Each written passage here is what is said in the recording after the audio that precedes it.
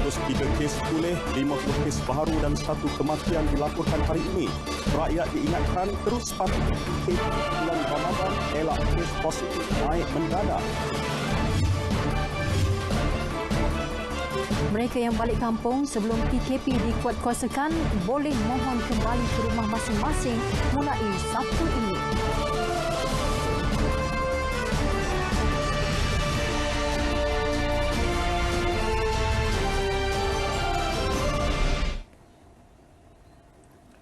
Assalamualaikum, salam sejahtera. Berita perdana edisi Rabu 22 April bersama saya Fathil Hidayat Ghazali. Dan saya Margaret Gambang.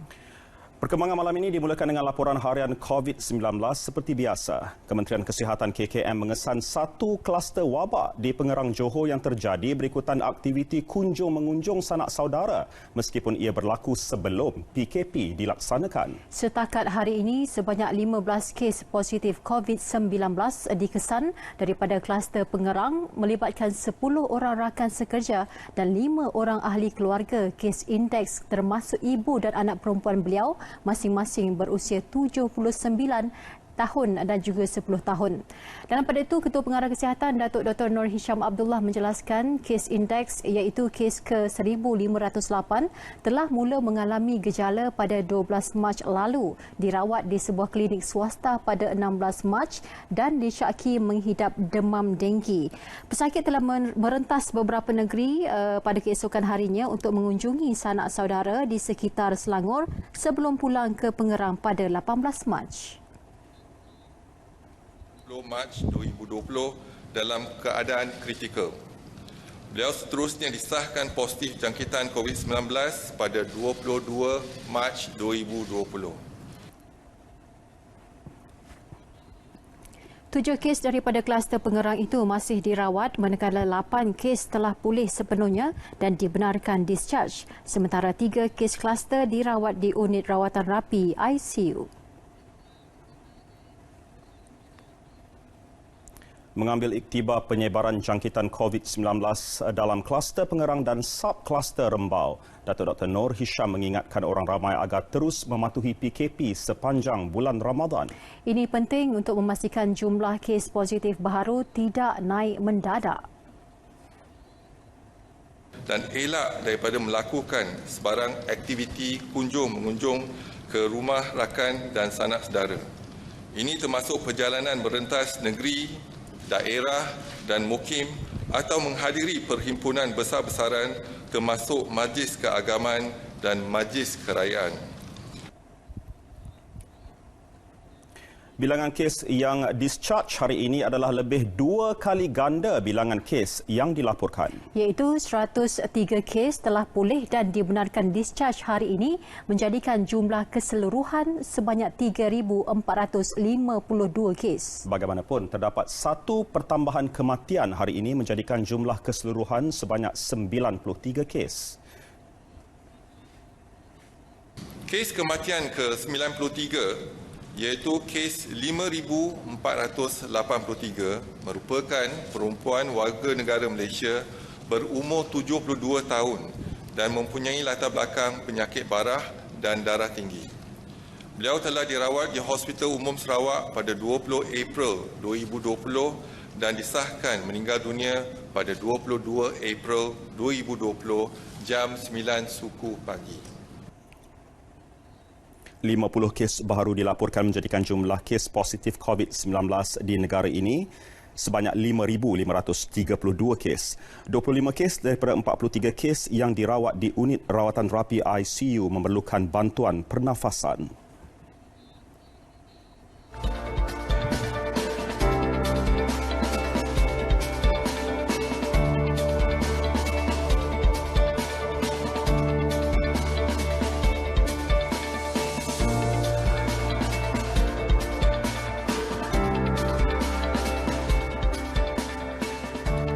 Orang ramai yang pulang ke kampung sebelum tempoh perintah kawalan pergerakan PKP dikuat kuasa dan kini ingin kembali ke rumah masing-masing boleh membuat permohonan mulai Sabtu ini 25 April. Menteri Kanan Keselamatan Datuk Seri Ismail Sabri Yaakob berkata, permohonan boleh dilakukan secara dalam talian menggunakan aplikasi Gerak Malaysia yang dibangunkan Polis Diraja Malaysia PDRM bersama Kementerian Komunikasi dan Multimedia.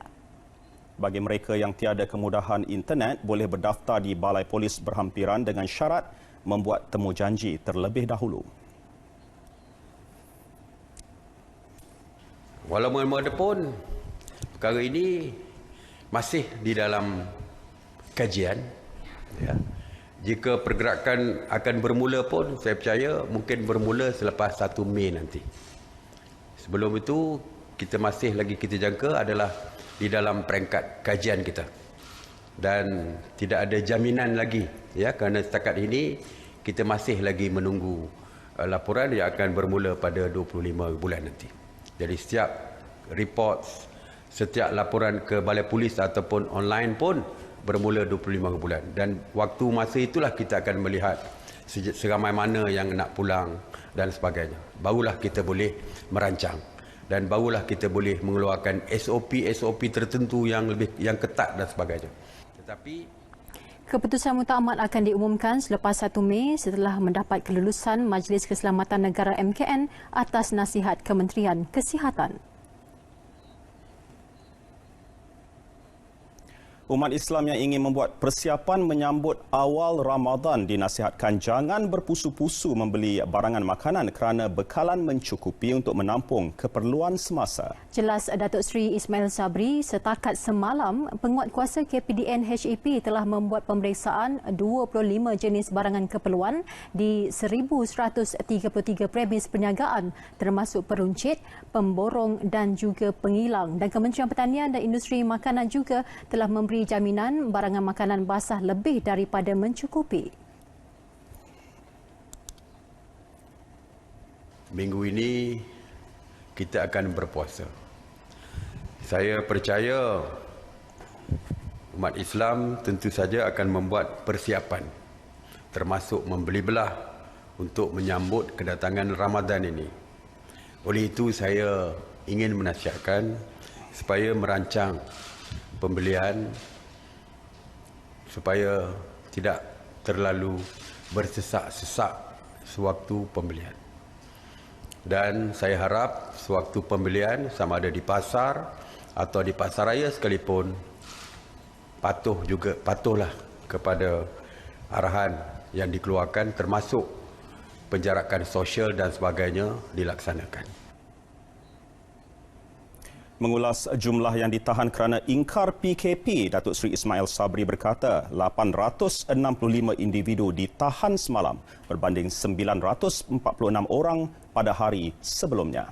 Ya, 732 daripada mereka ditahan reman untuk siasatan lanjut, manakala 133 individu dibebaskan dengan jaminan polis. Dan menurut beliau juga, seramai 1,236 individu juga dituduh di mahkamah semalam.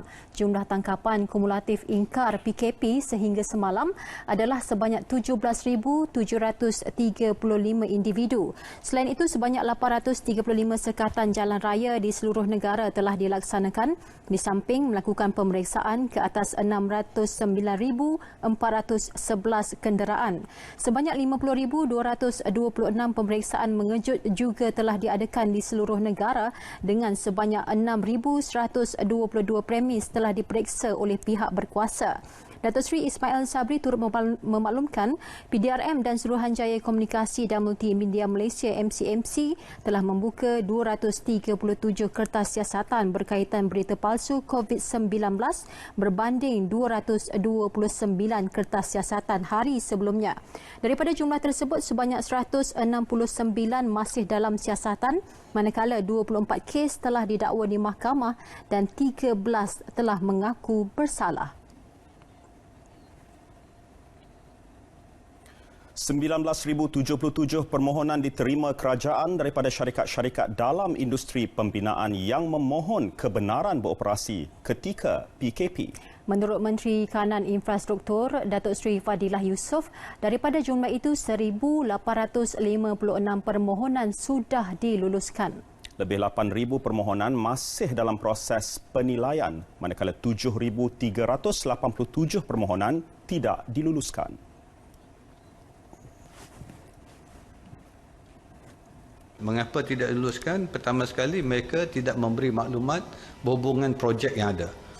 Dia ada syarikat, tapi bila dia mohon, dia tak nyatakan projek apa dia nak buat. Kedua, dia tidak melengkapkan dari segi pekerja-pekerja yang akan bekerja. Jumlah pekerja dan sebagainya, mana tak lengkap lah. Ada juga yang memohon, tapi syarikat itu tidak berdaftar pun dengan CIDB. Ini dah satu kesalahan besar. Bagi permohonan yang gagal, rayuan boleh dibuat melalui sistem yang sama. Bagi memastikan COVID-19 tidak menular di sektor pembinaan pula, kerajaan memperkenal 3 aspek prosedur operasi standard SOP yang wajib dipatuhi kontraktor, iaitu pemantauan di tapak pembinaan, pergerakan pekerja dan kuartus pekerja. Ya, tegas Datuk Seri Fadilah, sekiranya ingkar, syarikat berdepan tindakan tegas dan disenarai hitam.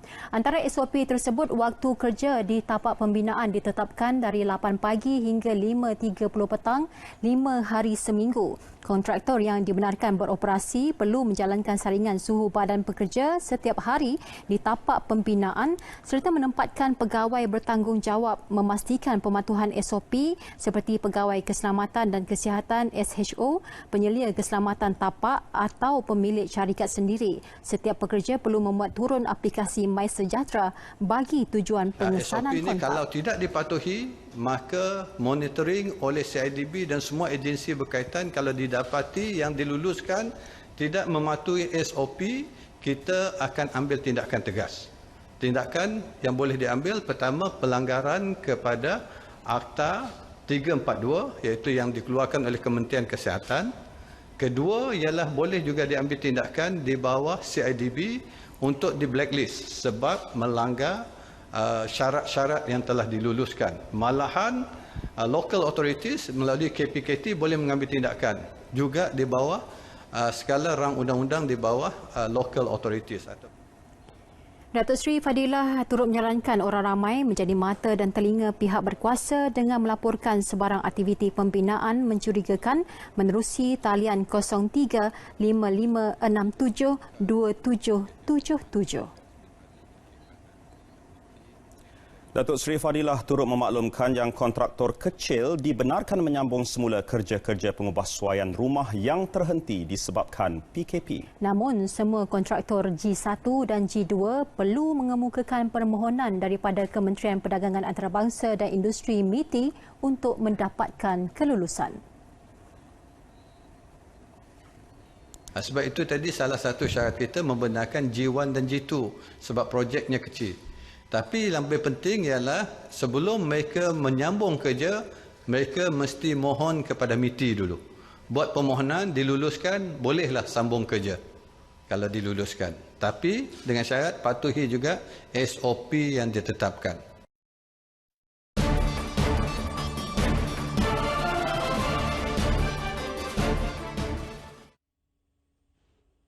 Assalamualaikum dan salam sejahtera para penonton. Pada petang tadi, hujan lebat beserta ribut petir turun di banyak kawasan, terutamanya untuk bahagian pantai barat Semenanjung dari negeri Perlis sehinggalah ke Johor Barat. Dan seperti yang kami telah maklumkan, pada permulaan awal fasa peralihan monsun baru-baru ini, keadaan seperti ini adalah keadaan yang perlu kita hadapi semasa fasa ini, memandangkan pada musim ini ribut petir beserta hujan lebat akan lebih kerap turun, terutamanya untuk negeri-negeri ini. Hujan lebat yang turun dalam tempoh singkat berpotensi untuk membawa kepada banjir kilat, manakala ribut petir pula kadang-kala boleh membawa tiupan angin kencang. Untuk situasi pada petang tadi, kami difahamkan hujan lebat yang turun di negeri Selangor telah menyebabkan banjir kilat berlaku di beberapa kawasan, manakala untuk negeri Kedah pula terdapat beberapa penduduk yang telah mengalami kerosakan pada bumbung-bumbung rumah akibat daripada tiupan angin kencang yang berlaku ini. Dalam pada itu pula, jika bahagian pantai barat Semenanjung mengalami cuaca lembap seperti ini, lain pula ceritanya untuk bahagian pantai timur apabila utara Kelantan serta timur Sabah didapati telah lama merekodkan hari tanpa hujan dan curahan hujan yang sangat sedikit. Bagaimanapun, kami akan terlebih dahulu menerangkan keadaan cuaca yang berlaku di sebelah bahagian pantai barat. Didapati pada petang tadi hujan lebat turun bermula pada jam 3 petang dan masih lagi berlaku sehinggalah ke waktu ini. Curahan hujan di stesen-stesen meteorologi mendapati curahan hujan yang sangat tinggi telah direkodkan di stesen Petaling, Negeri Selangor dengan bacaan 85.2 mm hujan, diikuti dengan Kulim, Kedah 80.3 mm hujan. Untuk keadaan cuaca kering yang melanda utara Kelantan serta timur Sabah pula, didapati kawasan-kawasan seperti berikut mencatatkan curahan hujan yang sangat rendah, iaitu di bawah 10 mm. Sepatutnya kawasan-kawasan ini pada bulan April menerima curahan hujan sekitar 90 ke 100 mm hujan. Kami ingin maklumkan yang kawasan-kawasan ini masih lagi dijangka akan mengalami curahan hujan yang rendah pada bulan Mei. Oleh yang demikian, penduduk-penduduk di kawasan-kawasan terlibat perlulah lebih bersedia untuk menghadapi bulan Ramadan, seperti mengamalkan diet yang sesuai untuk berpuasa pada siang hari pada waktu keadaan cuaca yang panas dan kering seperti ini. Untuk keadaan cuaca semasa pula, dapat diperhatikan hujan lebat pada petang tadi masih lagi berlaku dan perkembangan kelompok awan ribut petir ini berkembang sehinggalah ke kawasan pesisiran pantai. Memandangkan hujan masih lagi lebat dan kelompok awan masih lagi tebal, kami menjangkakan hujan akan berterusan sehinggalah ke tengah malam nanti. Pergerakan kelompok awan hujan ini bergerak ke arah perairan dan oleh yang demikian dijangkakan kawasan perairan berkemungkinan akan mengalami ribut petir sehinggalah ke tengah malam ataupun awal pagi nanti. Untuk negeri Sabah dan Sarawak pula, pada hari ini tidak banyak kawasan yang mengalami hujan. Hujan hanyalah turun di sekitar bahagian pedalaman Sabah dan juga bahagian pedalaman negeri Sarawak. Bagaimanapun, ianya dijangkakan akan reda sekitar 2 jam dari sekarang. Sekian info cuaca, seterusnya ramalan cuaca bandar-bandar utama untuk pagi esok.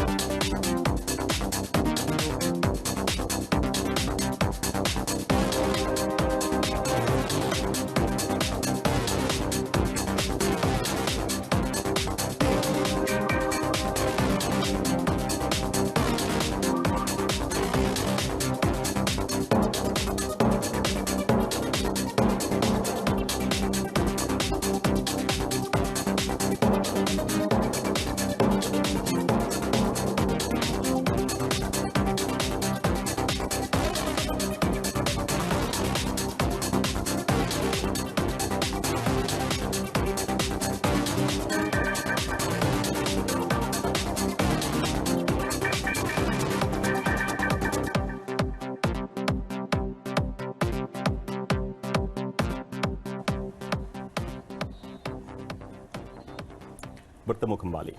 Memasuki hari ke-36 PKP yang kini di tahap ketiga, perkhidmatan e-hailing negara turut merasai impak langsung. Justru insentif sekali bayar yang telah disalur kepada pemandu teksi dan e-hailing sejak awal bulan ini bukti keprihatinan kerajaan. Ikuti laporan wartawan Siti Aisyah Cik P yang meninjau impak tempoh perkhidmatan itu yang kini ditetapkan antara pukul 6 pagi hingga 10 malam. Tinjauan meliputi beberapa lokasi sekitar ibu negara, antaranya Jalan Bangsa, Pasar Seni, Bukit Bintang, Pavilion dan KLCC.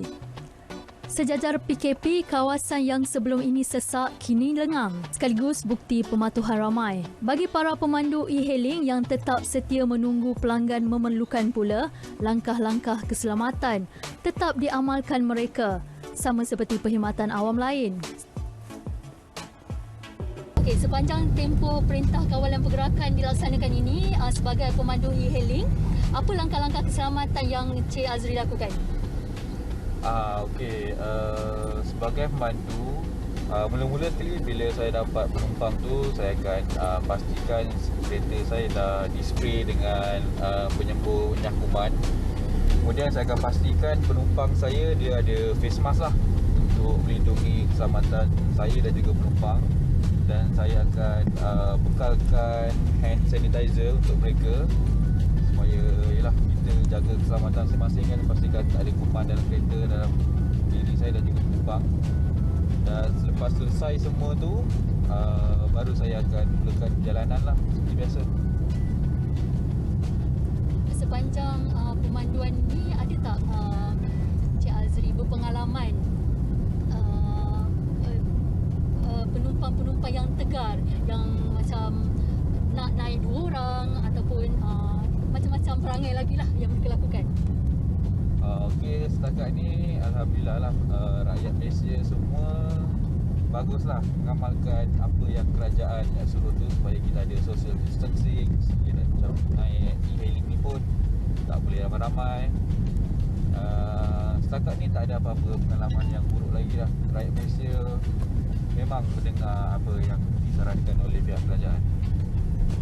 Kenderaan e-hailing dan teksi menguasai 90% perkhidmatan pengangkutan awam darat di Malaysia. Biarpun terkesan dengan COVID-19, insentif sekali bayar bernilai RM600 kepada pemandu teksi, selain RM500 kepada pemandu e-hailing sepenuh masa sememangnya membantu mereka. Itulah bantu kita ke aninya. Ada bagi duit tu, itulah tu belanja, tambah-tambah belanja kan. Itulah kalau harapkan sekarang ni macam ni orang tak ada. Membantulah, boleh lah kalau tahan untuk beli barang makan dalam 3 minggu macam tu, lebih kurang lah. Untuk saya yang tak, family pun tak besar, lebih kurang dalam boleh guna dalam lebih kurang dalam 150 lah seminggu untuk beli barang-barang makan. Untuk barang makan je. Sepanjang PKP berkuat kuasa, sasaran utama kekal iaitu untuk memutuskan rantaian penularan wabak COVID-19 di negara ini. Jadi terus kekal di rumah, jaga jarak sosial anda dan jaga kebersihan diri. Siti Aisyah Cik P untuk RTM.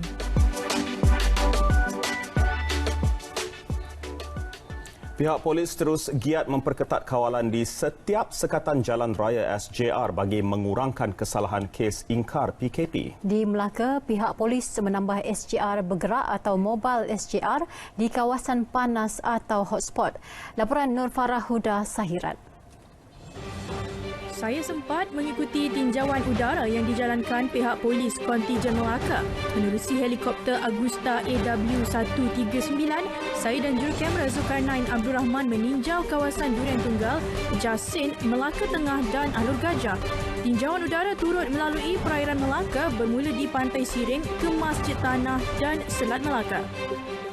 Pihak polis kini sedang giat memastikan jumlah tangkapan akibat ingkar perintah kawalan PKP dapat diturunkan. Menjelang Ramadan yang kurang dari 1 hari lagi, sudah pastinya ramai rakyat Melaka yang kini berpusu-pusu untuk ke pasar bagi mendapatkan bekalan barangan mereka sendiri. Justru itu orang Melaka diminta untuk kekal di rumah dan mengehatkan pergerakan agar kita bersama-sama dapat memutuskan rantaian COVID-19 ini. Sehingga 20 April lalu, kes kumulatif ingkar PKP di Melaka mencatatkan 859 kes. Menurut Ketua Polis Melaka, Datuk Mat Kasim Karim, penambahan SJR bergerak dijangka dapat mengurangkan kes ingkar PKP, khasnya bagi individu yang menggunakan lorong tikus untuk keluar rumah. Ada ketikanya mereka ni menggunakan lorong-lorong lain ataupun dipanggil lorong tikus untuk tapi dengan adanya bantuan ya unit trafik yang di mana kita konsep kita mobile Sekatan Jalan Raya ni dia akan membantu di mana lokasi-lokasi yang tidak dikawal oleh Sekatan Jalan Raya secara tetap yang mobile ni akan membantu. Sementara itu, Ketua Jabatan Siasatan dan Pencegahan Trafik JSPT Melaka, Superintendent Hassan Basri Yahya berharap penduduk di Melaka tidak menjadikan bulan Ramadan sebagai alasan untuk keluar rumah tanpa alasan yang kukuh. Menjelang Ramadan ni cuma bagi saya JSPT kita akan tambah di setiap bergerak lah. Sebab ni kita tahu kita tengok tadi yang lebih efektif ni setiap bergerak. Pasal sekarang ni dia boleh tengok miss. Ya, untuk Melaman dan semua kita membuat rondaan 5 kali satu hari. That mean awal pagi, tengah hari, lewat petang dan malam 2 kali termasuk pesisir pantai. Terutama pesisir pantai ni kita cover daripada Tanjung Piai hingga ke Port Kelang. Setakat ini kadar pematuhan PKP di Melaka sudah mencapai tahap 97%. Laporan Nur Farah Sahiran, RTM. Meski berlaku penurunan jumlah kes baharu COVID-19 yang diumumkan Kementerian Kesihatan, situasi itu tidak boleh diambil mudah anggota masyarakat. Bagi pakar epidemiologi Fakulti Perubatan Universiti Malaya, Profesor Madya Dr. Rafzah Ahmad Zaki, langkah-langkah pencegahan wabak terbabit perlu terus diamalkan dengan konsisten. Pada masa sama, satu strategi secara berperingkat perlu disediakan pasca COVID-19.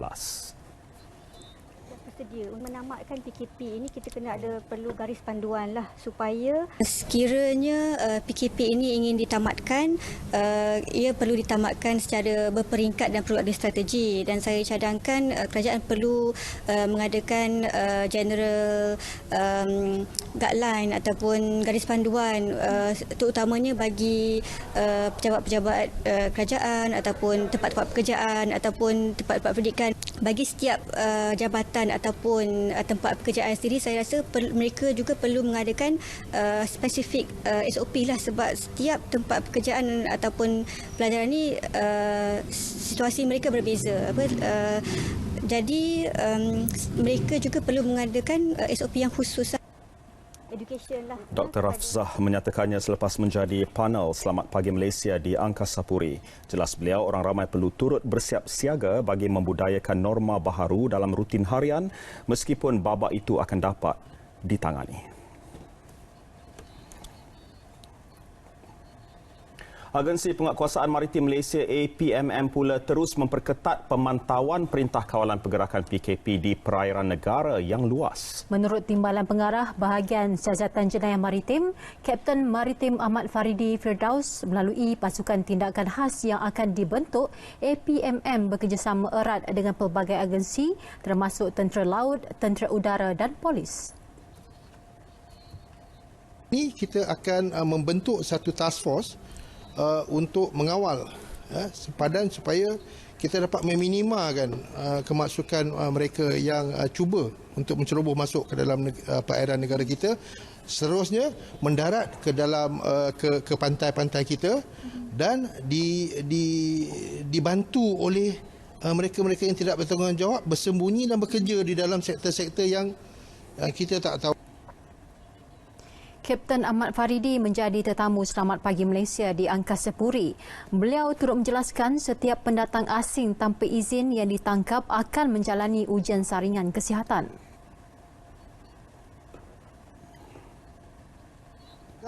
Belum disaring. Kita anggap mesti disaring dan kita anggap mereka ini kita anggap sebagai positif pun tak apa dulu.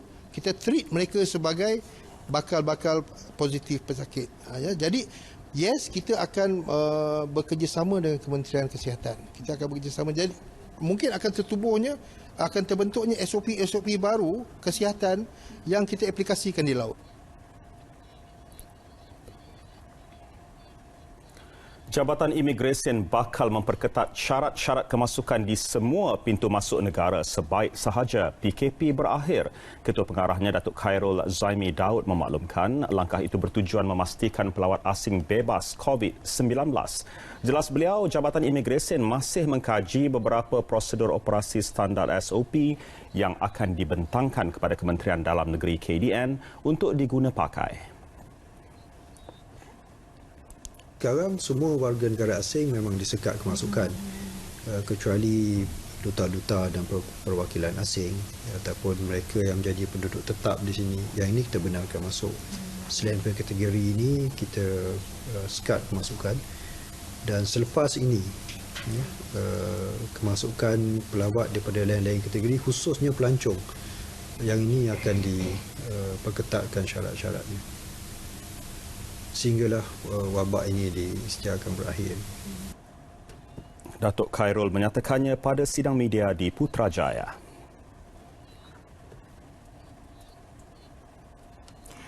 Pintas Bersepadu Selatan, kerjasama Polis Johor dengan Angkatan Tentera Malaysia ATM, Agensi Penguatkuasaan Maritim Malaysia APMM, Jabatan Kastam dan Jabatan Imigresen bertujuan membendung penyeludupan dan jenayah rentas sempadan.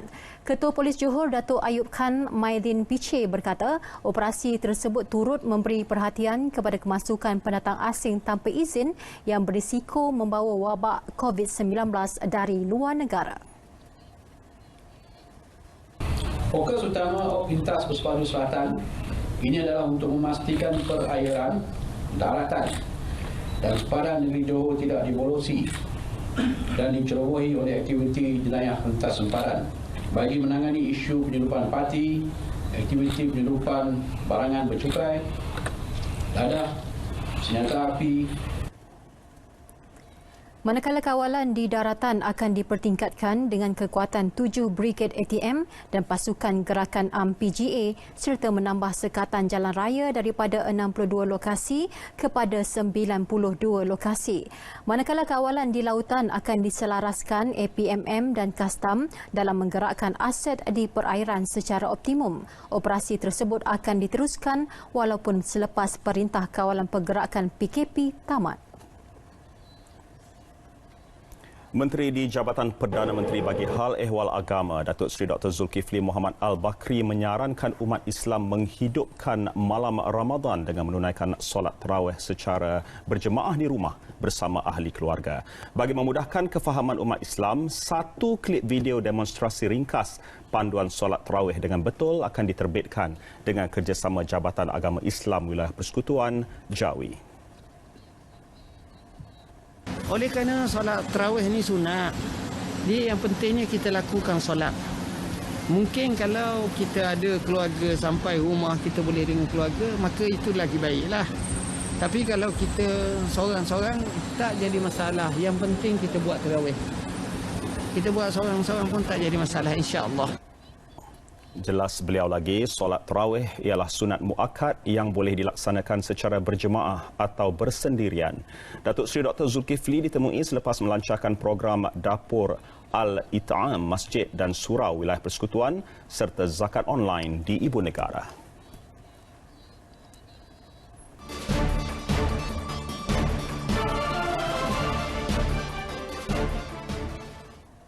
Bertemu kembali. Harga minyak mentah dijangka kekal rendah tahun ini. Penganalisis ekonomi Profesor Dr. Barjoya Bardai percaya harga minyak dunia akan berada di bawah paras $50 Amerika setong hingga akhir tahun ini.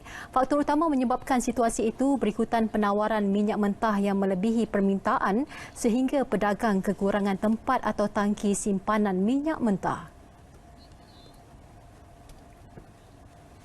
Pembeli-pembeli yang terpaksa menerima hantaran daripada penjual terpaksa menjual semula kepada peniaga-peniaga yang mempunyai tangki dan terpaksa membayar harga penyimpanan yang tinggi.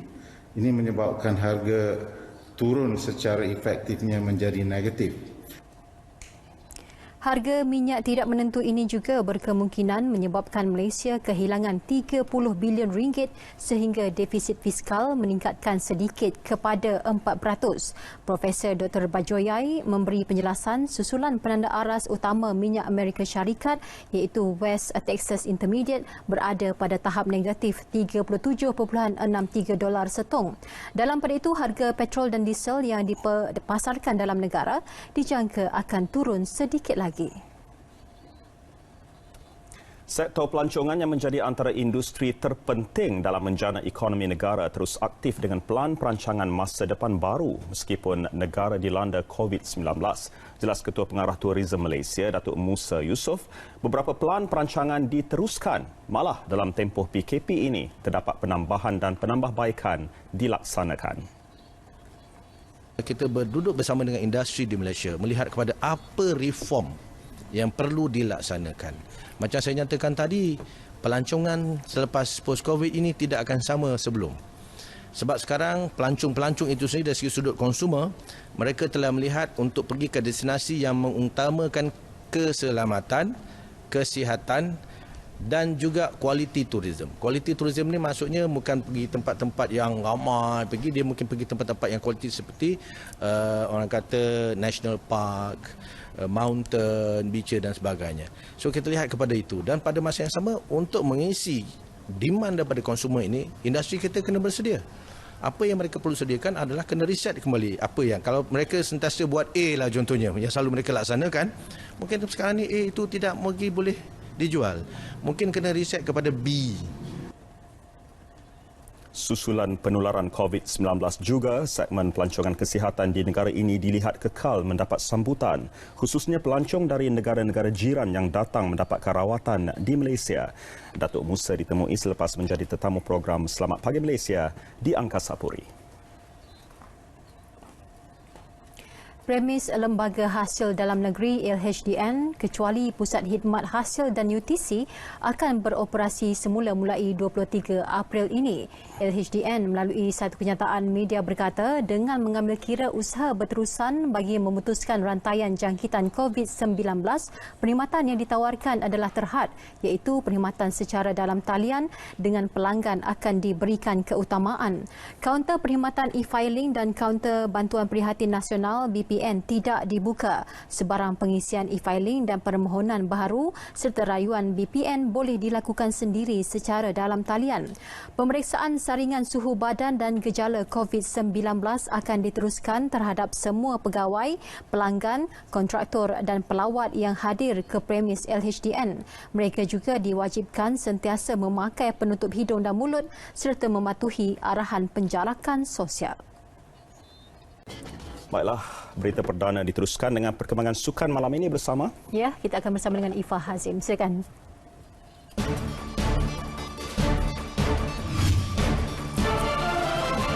MOM wujudkan dana khas.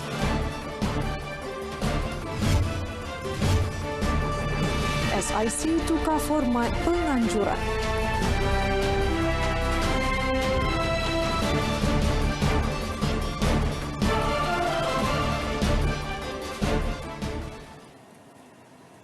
Assalamualaikum dan salam sejahtera. Majlis Olimpik Malaysia MOM mewujudkan satu dana khas sebagai bantuan kewangan bagi membantu Persatuan Sukan Kebangsaan NSA yang terkesan akibat COVID-19. Melalui satu kenyataan media, MOM berkata peruntukan sebanyak RM300,000 daripada tabung amanah badan induk itu akan diberi kepada semua NSA terlibat. Dana itu sebagai usaha membantu NSA menguruskan perbelanjaan pentadbiran mereka akibat semua acara sukan ditangguhkan yang sekaligus menjejaskan sumber pendapatan mereka. MOM memaklumkan ahli lembaga pengarah badan induk itu turut bersetuju memberikan diskaun 50% kadar sewa kepada penyewa di Wisma MOM bagi Mac dan April. Sementara itu, Setiausaha Agung Kesatuan Rugby Malaysia KRM Amrul Hazarin Hamidun menyambut baik inisiatif MOM tersebut. Bantuan sebegini sikit sebanyak dapat membantu kami di pihak Persatuan Sukan Kebangsaan dalam memastikan kelangsungan ataupun memastikan kewujudan persatuan-persatuan sukan ini terus kekal di dalam persada sukan tanah air. Ujarnya lagi, KRM juga sedang berusaha mendapatkan bantuan daripada Badan Rugby Dunia untuk mempercepat proses mendapatkan geran-geran tahunan seperti tahun sebelum. Litar Antarabangsa Sepang SIC tidak menolak kemungkinan akan menukar format penganjuran pada tahun ini jika wabak COVID-19 berpanjangan. Tidak terkecuali penganjuran bertaraf antarabangsa MotoGP Sepang yang dijadualkan berlangsung November tahun ini. Mengenai penganjuran MotoGP, Ketua Pegawai Eksekutif SIC Azhan Syafriman Hanif sentiasa berhubung dengan pihak Dorna dan IRTA bagi memantau keadaan MotoGP akan datang. Kami akan merujuk dan meminta nasihat dari pihak kementerian sebelum melaksanakan apa-apa acara yang melibatkan orang ramai ataupun mass gathering. Sama ada membuat acara tersebut dalam keadaan tertutup, menukar format perlumbaan ataupun acara berskala kecil. Selain itu, penganjuran perlumbaan tempatan juga tidak terkecuali dengan perubahan format ini. Antaranya kejuaraan motosikal Asia ARRC, kejuaraan Cup Prix Malaysia dan kejuaraan Superbike Malaysia MSBK selain beberapa saingan 4 roda antaranya siri kejuaraan Malaysia MCS dan Sepang 1000 km Endurance S1K. Tambah Syafriman lagi, SIC juga akan mencari alternatif lain seperti menganjurkan kejohanan dalam bentuk virtual atau e-sukan. Keadaan semasa negara yang kini dilanda wabak COVID-19 tidak menghalang Yayasan Kebajikan Atlet Kebangsaan YAKIB meneruskan misi membela nasib bekas atlet. Terbaru, yayasan tersebut bersama Menteri Belia dan Sukan Datuk Seri Riza Marikan Naina Marikan tampil menghurulkan bantuan kepada bekas pemain penyerang bola sepak kebangsaan era 70-an Syed Ahmad Abu Bakar yang kini menghidap kanser prostat. Sumbangan disampaikan dalam bentuk kerusi roda, tangki oksigen dan wang tunai berjumlah RM500 bagi menampung keperluan rawatannya. Dalam pada itu, Syed Ahmad yang ditemui di rumahnya menzahirkan penghargaan kepada Datuk Seri Riza Marikan dan pengerusi YAKIB Datuk Nurul Arifin Abdul Majid atas sumbangan tersebut. Semoga dengan sumbangan yang disampaikan ini dapat meringankan beban dan sakit yang ditanggung saya selama ini.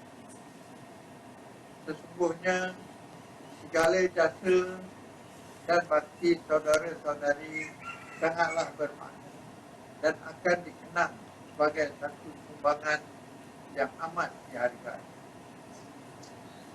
Syed Ahmad yang kini berusia 74 tahun pernah membantu negara menjaringkan beberapa gol pada kelayakan Olimpik di Seoul, Korea Selatan pada 1971. Ia sekaligus membantu melayakkan skuad negara ke Olimpik Munich 1972. Kali terakhir Syed Ahmad menyarung jersey negara ialah pada tahun 1974. Beliau pernah mewakili beberapa pasukan tempatan seperti Johor dan Kedah.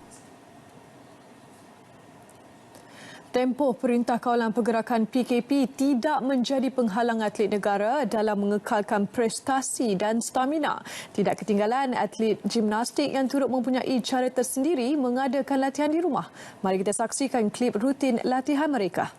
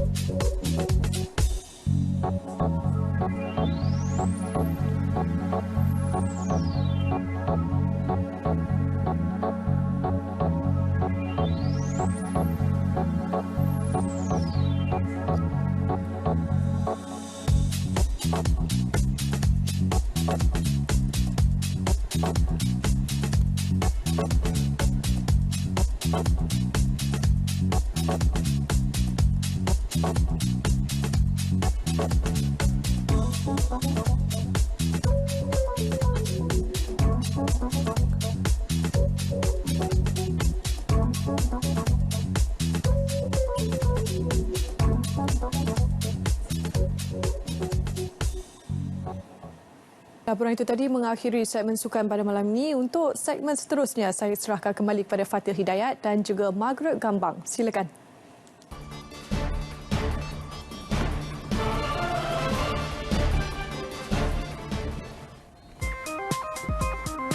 Seorang lelaki di Australia menggunakan masa lapangnya ketika perintah berkurung dengan memancing ikan menggunakan drone. Menerusi video yang dikongsikannya di Twitter, Sam Romeo menerbangkan drone miliknya dari balkoni menuju ke laut di hadapan rumah. Selepas hampir 30 minit menanti, pancingnya mengena. Drone tersebut dilihat menerbangkan ikan kembali ke balkoni. Romeo berkata pengalamannya sebelum ini mengendalikan drone membawa barangan menjadi sebab dia ingin mencuba memancing menggunakan drone.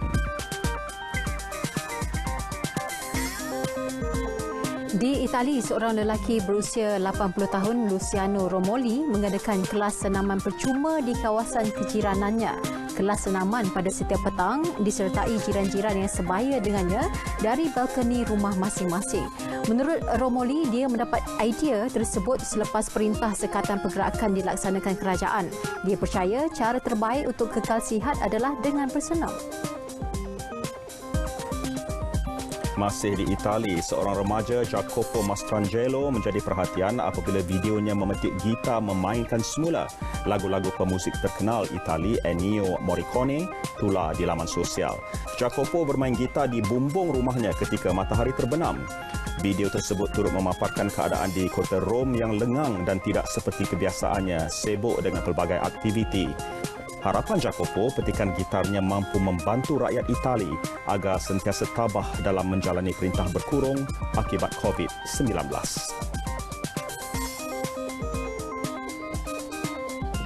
Ya, paparan itu menutup berita perdana edisi Rabu 22 April. Ya, jaga kebersihan diri dengan kerap membasuh tangan, amalkan penjarakan sosial dan patuhi perintah kawalan pergerakan. Yang penting terus setia bersama kami di RTM. Assalamualaikum. Salam sejahtera.